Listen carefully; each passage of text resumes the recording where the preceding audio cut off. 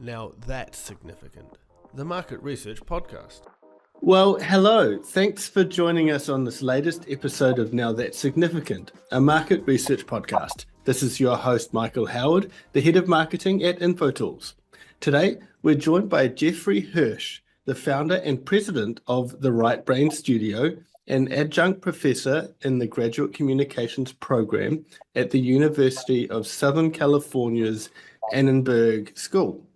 His business development strategies and new product ideas are responsible for hundreds of millions of dollars in revenue for some of the world's top brands such as Pepsi, Colgate-Palmolive, General Mills, Johnson & Johnson, Brown-Forman, Pizza Hut, Taco Bell, Anheuser-Busch, Walt Disney, and many others.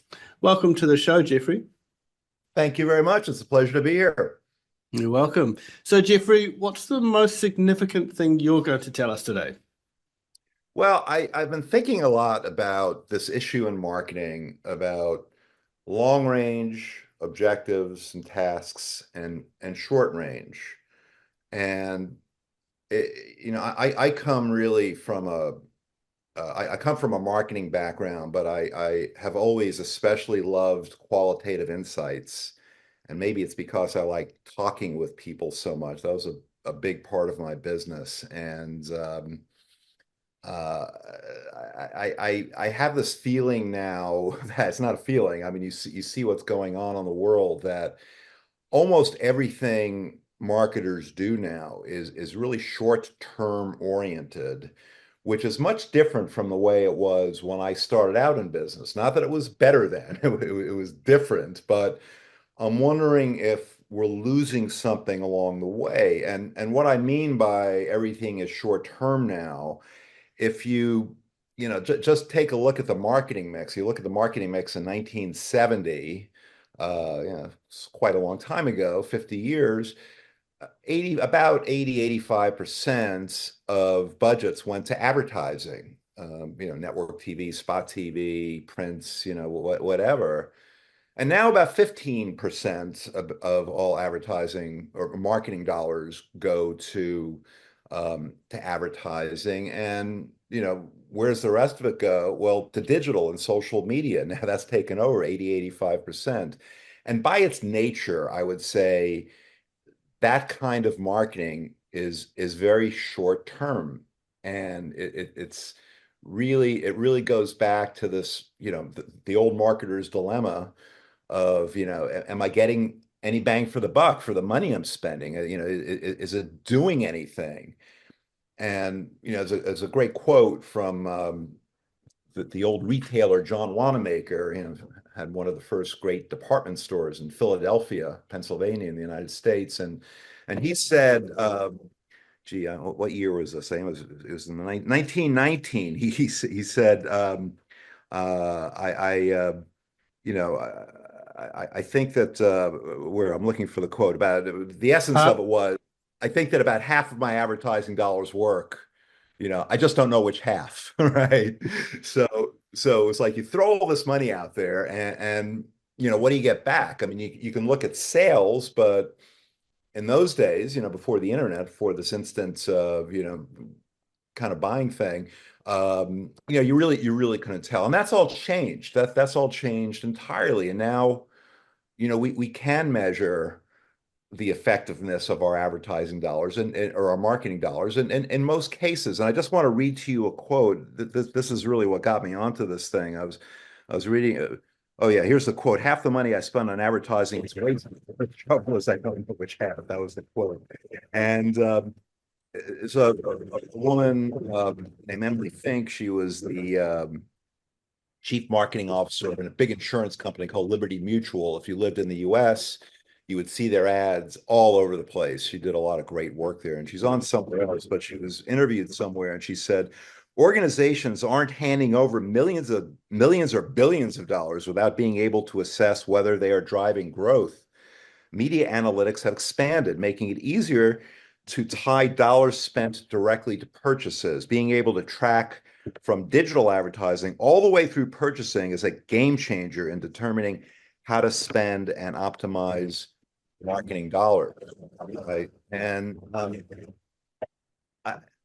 I just don't know whether that's always a good thing, right? Because people would say, well, that's great. We know everything's going, but you know, what are the implications of that? What's happened? I really believe, I was thinking about this in a bigger context, if you'll allow me to ramble a little bit here. And I know, obviously New Zealand's an entirely different place than the United States. Maybe you'll sponsor me and I'll move there after this election. If Trump wins, I'd be delighted to move to New Zealand. But, in this country, if you think about, the greatest period of our growth, it was really after the Second World War. So post World War II, we saw all these amazing initiatives. We saw the GI Bill, which basically sent soldiers to college for free. We built the interstate highway system. We sent a man to the moon. We created the internet. We did all these amazing things. We had this expansive view of the world, and I'd say a positive, optimistic view of the world. And again, in our country, we just don't see that anymore. It's all this short-termism, and people want to cut taxes. And it's interesting in this country. We want to cut taxes and expand services, which is impossible, right? It's impossible. But there's a certain segment of our political establishment here that's really anti-spending and really wants to cut back on things. So where are those great initiatives? Where's the long-term thinking? All right. If you look back to the marketing business, you can't measure some of these things. I mean, I guess you can measure, what the interstate highway system, how that benefited the United States, but I'm not sure anybody really was doing ROI calculations way back then. But now I think that, because we need to measure everything, some things get lost because some things are hard to measure. For instance, you create an image campaign for a brand. We don't see a lot of these anymore, right? When I started out, we saw campaigns that had no other reason for being than helping you feel good about a brand, right? Making you aware of a brand, portraying some kind of image. Coca-Cola was Americana, and all that great stuff, and Pepsi was about youth. But brands stood for something, and that came through in their commercials. And if we go back to the 1970 or even 1980, when I started in the business in the late 70s, about 70% of marketing dollars were spent on more long-term brand building types of things like advertising, like network advertising, and about 30% was promotion. And that's totally flipped now, totally flipped. So what do we give up? So we go on, TikTok and we run a campaign, or we go on Instagram, and we know immediately, what's happened. It works or it doesn't work. That's good, but it's got to add up to something, right? It's got to move towards some image or essence of a brand that people can really relate to, that people can have a relationship with. And I'm not sure people obviously have relationships with social media, but I'm not sure that their relationships with brands on social media are the same as their brand, as those relationships maybe 20 years ago before it happened. It's just different because they're short, bite-sized interactions, sometimes with no purpose at all. Look at Nutter Butter. I don't know if you've heard about Nutter Butter. It was just a lot of nonsense that they posted, and there were raves about it. We never heard if sales went up, but I don't know what that does long term. So I'm not saying we should go back to those times and just do this image stuff, but I think it's missing, and we need to kind of figure out how to use that, with the tools that we have now. Yes. I mean, around the time of, I guess, the GFC, as many of us or some of us can remember, the 2007, 2008, digital tools, digital marketing was just starting to creep up into people's awareness. Technology was evolving, I guess, to make a lot of that possible. But you also had that financial crunch and pressure, and GFCs tend to make people far more aware of how much they're spending and ensuring they're getting ROI. So you kind of had that all coming up, and then that really just launched the whole PPC, the pay-per-click type approach, and really paved way for short-term marketing, I guess you could say. Yeah. Um, so what else do you think made short-termism so appealing? Well, I think it could, you know, really, I think it affects how people make decisions. Okay, Mm, which is bad. I think it's bad. Okay, so the typical CMO has a lifespan of what, 2 or 3 years now, right? I think the average is 2.8 years or something like that. That's not really a long time, right? And then people who work under the CMO, like if you work at, it used to be if you worked at one of the big packaged goods companies, you go to Procter, you're on Ivory Soap for a year, and then you're on something else for a year. They move you around. I guess they move you around less as you kind of climb up the corporate ladder. But people, there's still a lot of movement. So you say, I've got this couple of years here to make a difference. So do I want to launch an initiative that may pay off, 4 or 5 years from now, or do I want to launch something that I can point to? I can go to management and say, "Hey, look, I ran this campaign, and look what happens. Look at all this extra business we got, or look how whatever they wanted to change. They have those measurements. It's just easier. It's easier to do. So I'm wondering if they're kind of choosing tools in the marketing mix, you know, because they, have a shorter payoff. And obviously, what you were talking about, you're absolutely right. And it was going on, I think, before the Great Recession, this whole uh, short-term focus on quarterly earnings, and uh, people get fired. You have a couple of bad quarters of earnings in a row, you're done, right? Um, Unless you're Jeff Bezos, he owned all the stock and he had losses forever, and so that's a great example. He had the luxury, he had the money and the luxury of looking way down the road, and it was clear to me that he wanted to rule the world. He probably will someday. He wasn't really subject, because of the way he built his business, to those same kind of short-term criteria as everybody else. So I think that's really an issue, and I think that can get in the way of good decision making. mm.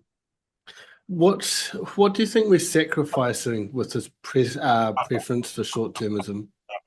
Well, you still have to build brands, so I wonder, and I think it can be done. It's really interesting. I've been teaching branding at USC for almost 10 years now, and for about the first 8 of those years, I taught basically the same class. And then I woke up one morning and I said, wait a minute, it's all different. It's all different. And I was, really kind of teaching the old model where, you use this part of the marketing mix for pull and this part for push. And it's just not like that anymore. That's not what brands do. So you have to adapt. There's always, I think there's always got to be branding. Look, brands have to stand for something. I think, writ large, branding hasn't changed that much. It's still about a relationship. It's still, I look at branding as highly emotional. In fact, my tagline these days is psychotherapy for brands. I kind of put the brands on the couch, and you really have to think about them as people, and these really complex kind of beings, and you have to carry a lot of ambiguity in your mind. It's not all black and white, and you have to live with all these different things, but you really kind of have to look at them as people, and you have to understand what their values are. and you have to understand what their purpose in the world is, right? Now, I'm not talking about positioning now. I'm talking about why do you exist as a brand, right? There's a great book, I teach it, called Grow by a guy named Jim Stengel, who actually was head of marketing at Procter and Gamble.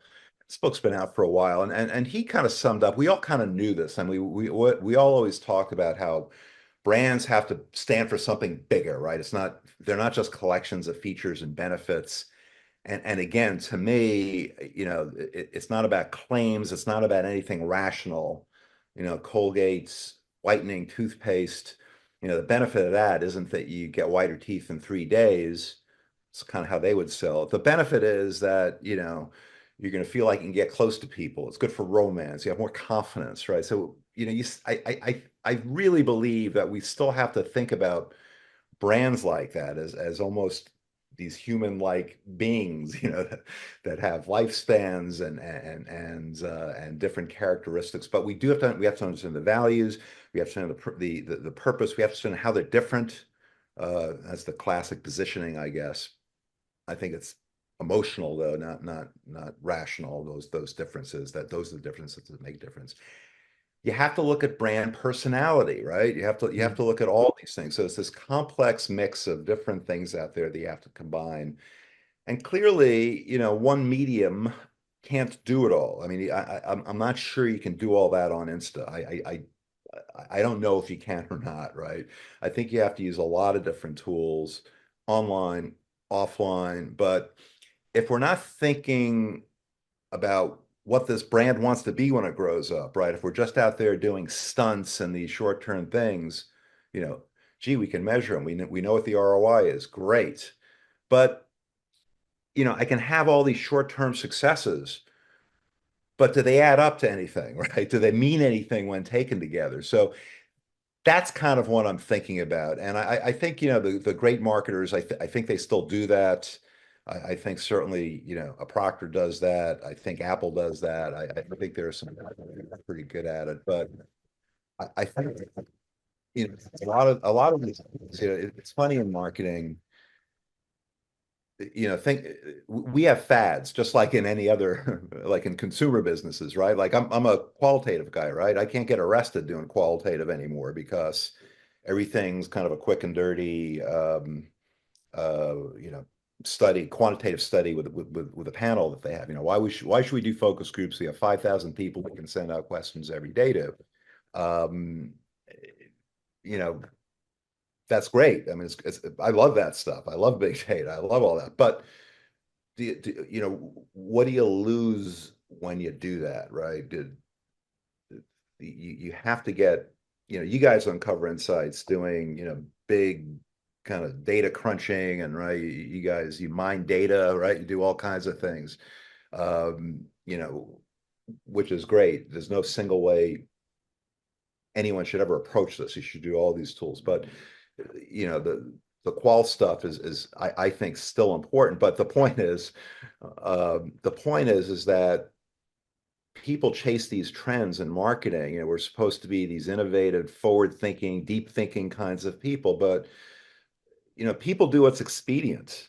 I guess that's the point, this whole point of the discussion, right? That it's much more expedient, for me as a brand manager to go choose, these 3 initiatives that I'm going to do on social, and I can measure the ROIs, very, very quickly and report that back to management, how they work. And if you can't, these days, if you can't prove ROI, they don't even want to talk to you, which is crazy, which is, I think, really nuts. You've also got the other side of it is if you've invested in brand long term, like that's going to make your short term succeed as well. So if you do the one, the other will pay off. May not be straight away, but eventually. And then if you stop investing in the long term, then the performance of the brand, the short term is likely to go down as well.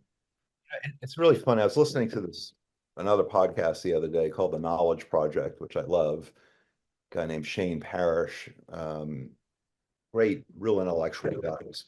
one of the best interviewers and smartest guys I know. And he had this entrepreneur on, this guy, Rob Fraser. He was the #1 cyclist in Canada and pro cyclist. And then when he retired, he started a sock business, and he's a very, very successful entrepreneur. He was interviewing this guy, Rob. He said some really interesting things. He said, he said when he started, he was rushing too much. And now this is not a big company, right? This is a guy who started a business. So it's not, it's not Procter, General Mills, one of these big companies.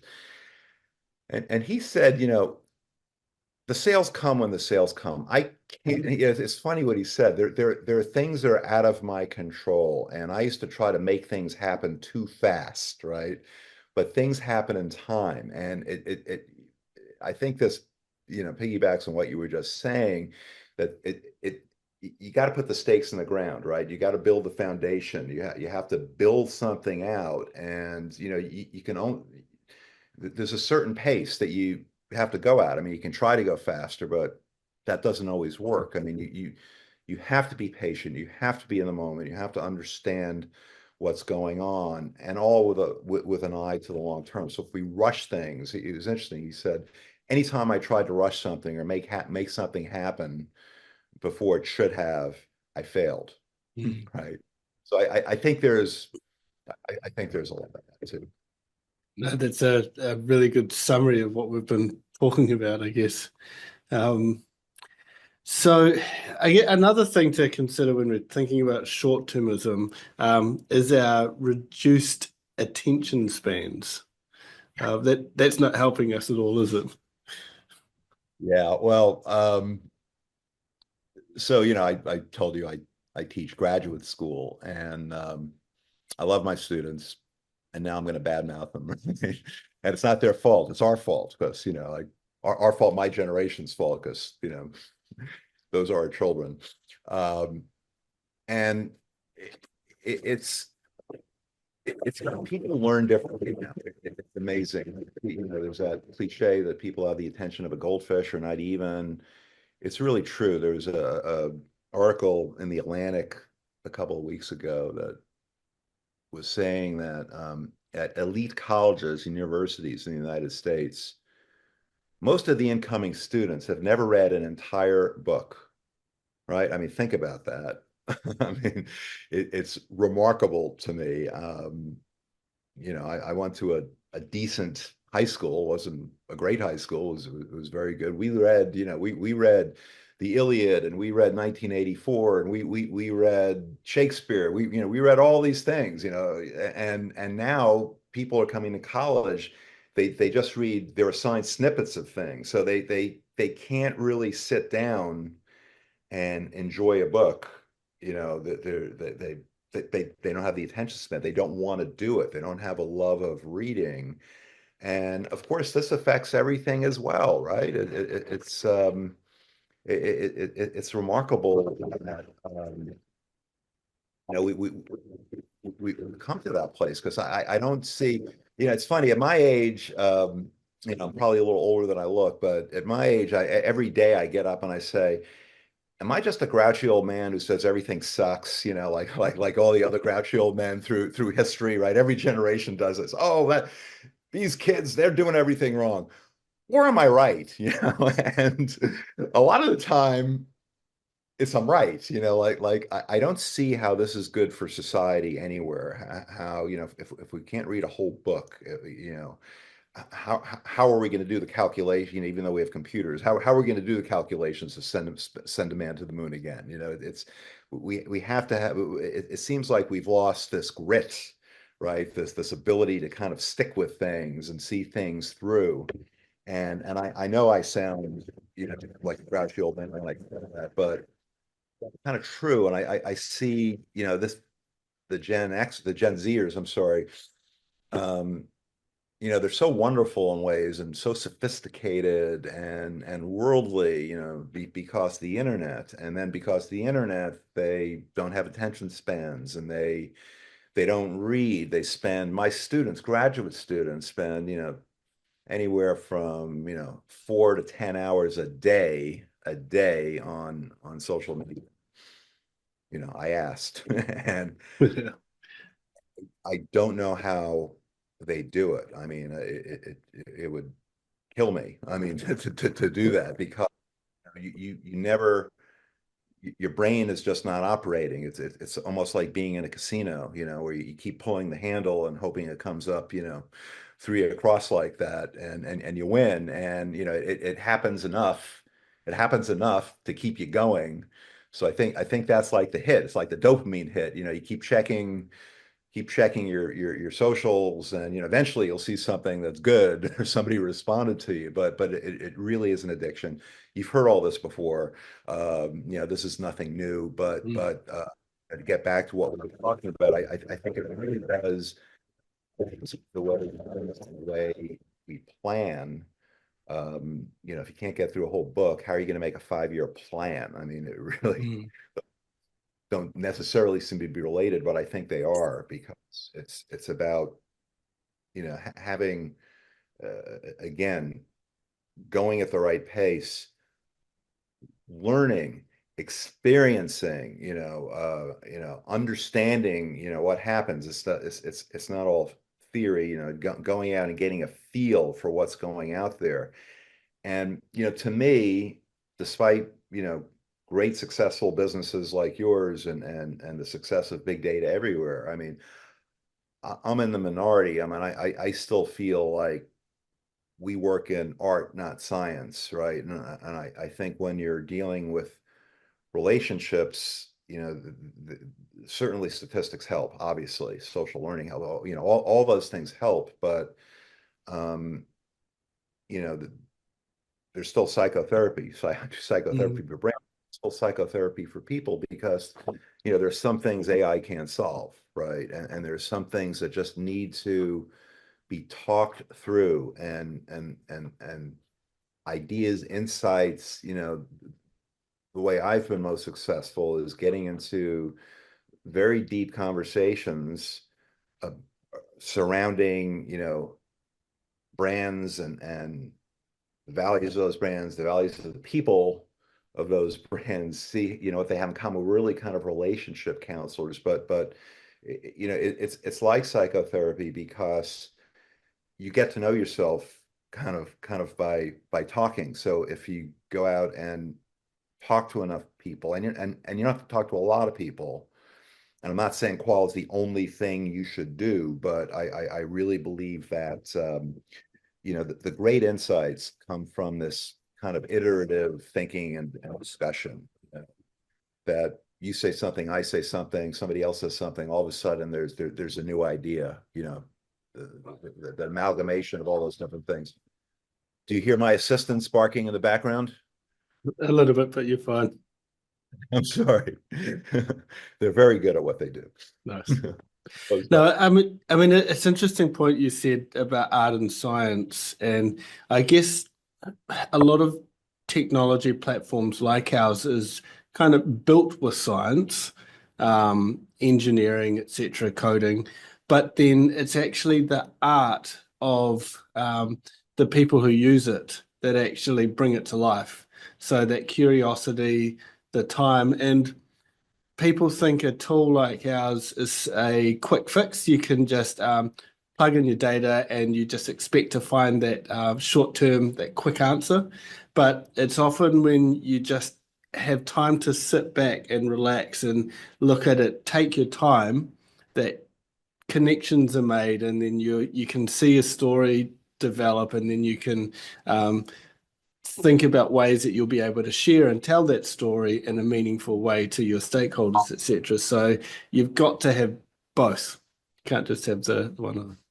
Really, really good point. And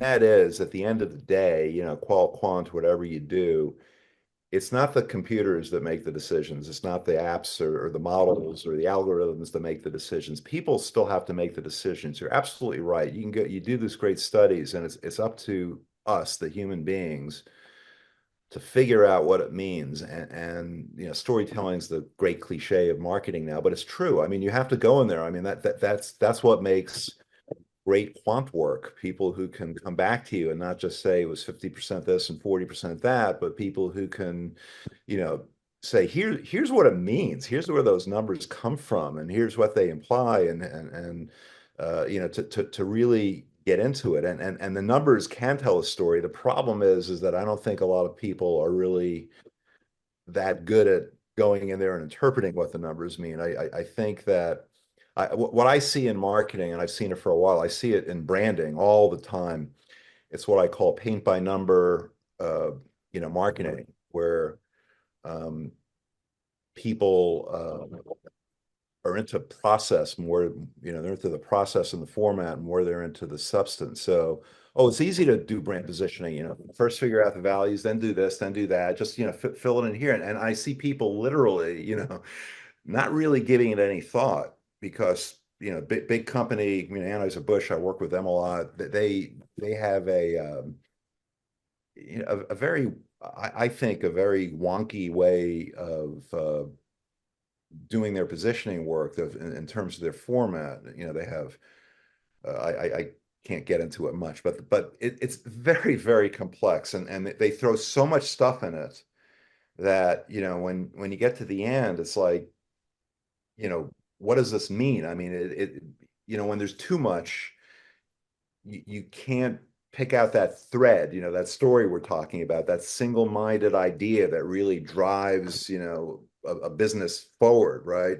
You throw too much stuff in there, it doesn't work. But, managers are comfortable with that because, look, what we do is hard, right? Especially the subjective part about it, the creative part about it. We all have to be creative. The quantitative people have to be creative, in terms of, looking at the data and telling us what it means and telling us the story behind the data. So we all have to be creative, but, I think that makes people uncomfortable. So we have these formats that, force people to kind of, again, paint by numbers. And, I don't know if we, I don't know whether we're really kind of, going as deep as we can be going, with a lot of this branding work. But I see this all the time. That's, another form of short-termism that, we kind of don't know how to do it. So we'll make it easy so anybody can do it, and we'll just check the boxes. So again, it gets down to the people. I mean, I can write positions in that format because I know what I'm doing, and I can tell a story through that, and I can be consistent. But not everybody can. Mhm. So if we just think about the short term, long term, just a bit more of a general level now, what role can market researchers play in helping brands strike the balance? Well,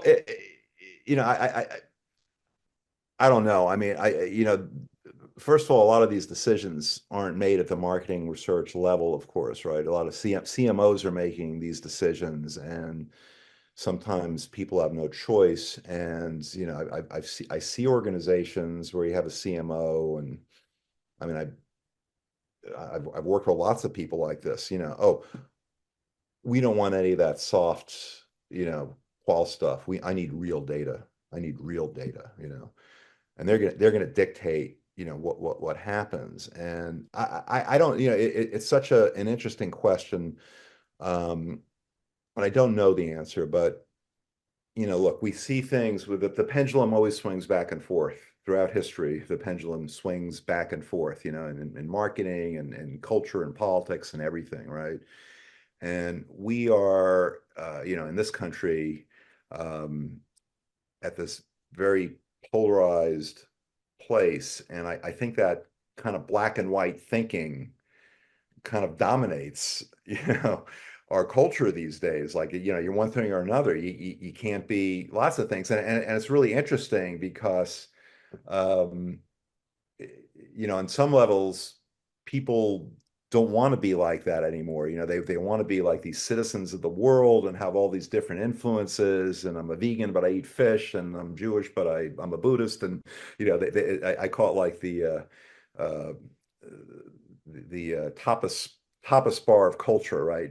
Or personality. You choose kind of what you want. So, it's interesting on a personal level. I think there is an appetite to be kind of more than one thing, but that's just not how it is in our country right now. It's very polarized, and I think that thinking again, I mean, you can never ignore culture when you're talking about marketing issues, even marketing research issues. I think that has a lot to do with it. Like people have kind of lost, and it gets back to not reading and having short attention spans. We have to hold conflicting thoughts in our heads at all times, right? I mean, human beings have to do this, right? It's true in any relationship, but it's also true in marketing. I mean, more than one thing can be true at the same time. And, this is the thing. So I'm not really answering your question because I think it's going to take time for society to swing back here. But, you said it before, it's not one or the other. It's like, what do we need to kind of, drive our business forward? What kinds of research do we need to do, right? And I would never, go into a client and say, just do all qual because I like it better. That's ridiculous, right? I mean, I've had clients, one of my first clients in tech was this company called Island Data. They got bought up by somebody else, and they were one of the first data mining companies, and they could go scan text and, give you a little that they could tell Hilton that, they had a dirty bathroom problem in Indiana, by scanning all the emails and everything. And it was really funny because I worked with them it was my first tech client many years ago. And I didn't know what they did for a few days because they kept talking about algorithms and all these things. And finally I said, oh, I get what you do. You take these massive amounts of information and you kind of slice and dice it so we can understand what it means. So that's right. But they're down in the weeds, with all this stuff. And yeah, there has to be, there has to be more than one kind of thinking. We need those folks, but they might as well be speaking Greek, right? It was all lost in translations. That's why their marketing had never worked up until that point. And we did a creative brief. Their agency made an ad. Everything turned around quickly because we gave people the essence of what they were doing. But you can really get in the weeds. You can really get bogged down. And I again, it's just this balance. And I don't know if or when it's going to come, or what's going to happen. And look, I'm I understand. I look back at a lot of things, and things. It's funny. Like Trump voters in this country, they look back. Oh, things are much better 20 years ago or 10 years ago, and they weren't. I mean, the numbers show. Quality of life. If you look at the numbers, quality of life has improved drastically, right? And we're better now than we've ever been. Yet we have this image of everything's crumbling and everything's terrible, and it's all bad. It's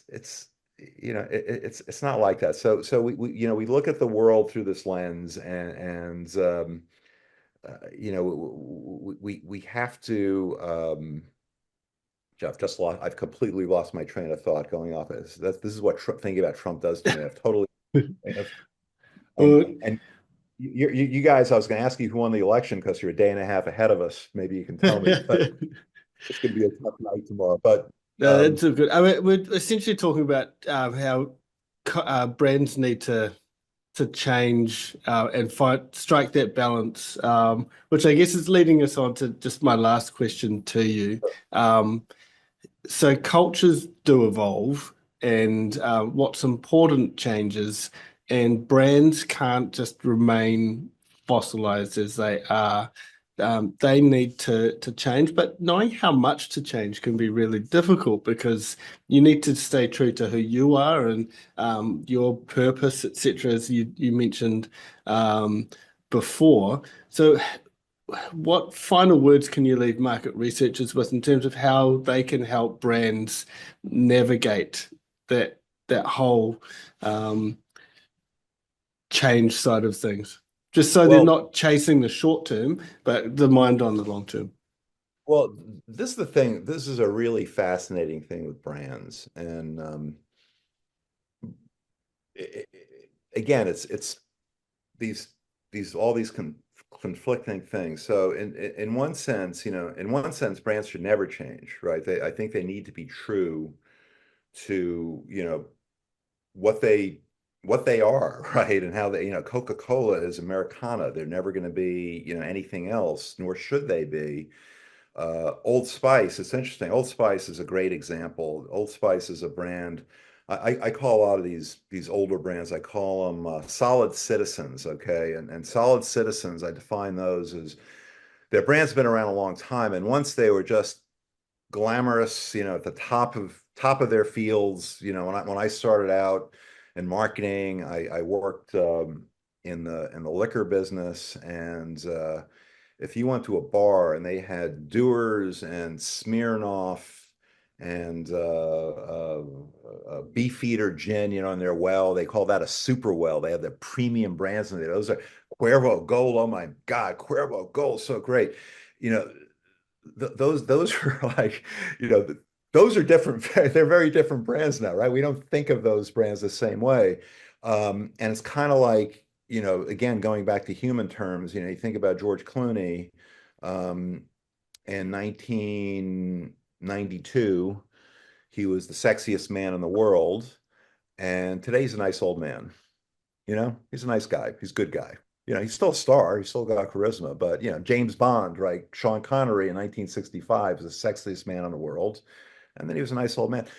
So, the brands are not people, they don't necessarily have to age that way. So we want to keep the essence of who we are, but we need to adapt, and we need to, meet people where they are. We need to understand, where they are culturally.